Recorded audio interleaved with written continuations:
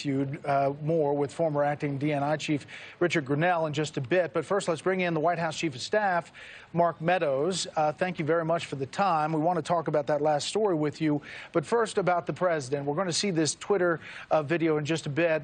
He's obviously projecting that he's doing well. You expect him to be out on the trail soon? Well, I do. He's actually has been in the Oval Office most of the afternoon. That video was taped just a few hours ago on the South Lawn, and he keeps telling everyone, but he's telling me privately, he feels better than he did 20 years ago, and so we're just very, very thankful to the doctors, to the American people for their well wishes, and for hopefully this groundbreaking drug that has made such a difference in the president's recovery. And so he's put in a full day, still in the Oval Office. I just left there to come out and be with you and your viewers.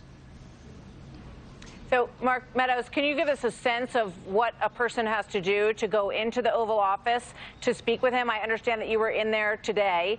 There's a lot of blowback for him being back in the Oval Office and around people since he still has the virus. So did you wear full PPE when you went in there? I did. You may see some lines from my mask that I had on earlier. We've got N95 masks, we've got goggles, we've got full PPE, and we're keeping the access there into the Oval very limited.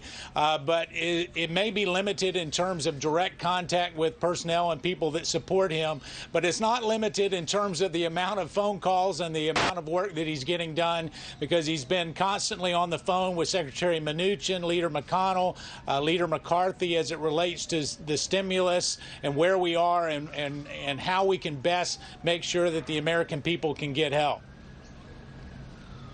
You know, I want to ask you about the stimulus, but first, you know, there's a lot of talk about when he first contracted the virus, and there are a lot of things we still don't know. We're listening to the physicians and all the statements they put out, but we don't know when his last negative test was. Will we?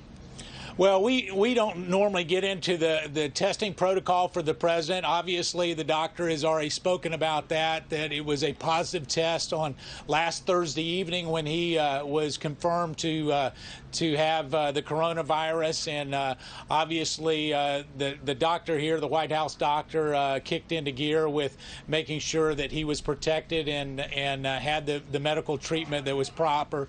I can tell you that from our standpoint, I think the doctor put out today, you know, that there were no antibodies with the amount of review that was done that particular night, which would indicate that we caught it very, very early. And so we're just very thankful that he's where he's at, and we're looking forward to hopefully having not only a healthy president, but a healthy America as we advance the prospects of some of these therapeutics that are coming down the pike. I can tell you 2 of them were put in for emergency use authorization today. The president's been very clear. He wants to make sure that those get approved as quickly and as safely as possible, but then they're given free to everyone so that the American people can have the same kind of treatment that he just received at Walter Reed.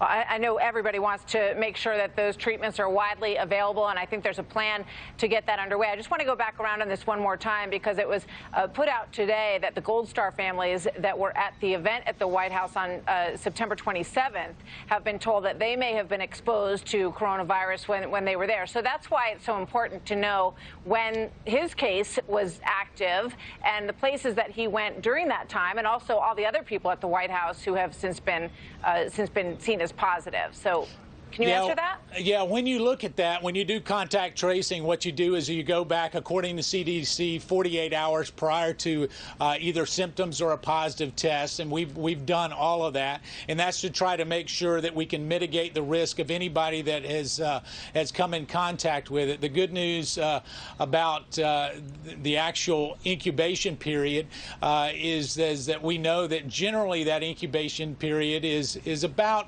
5 to 7 days. days can be longer. That's why we tell people to quarantine between 10 and 14 days.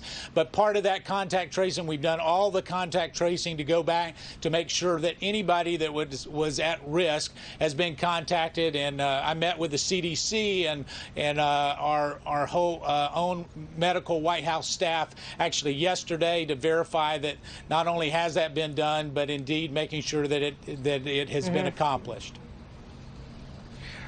There's a lot of questions about the ending of the negotiations on the next stimulus on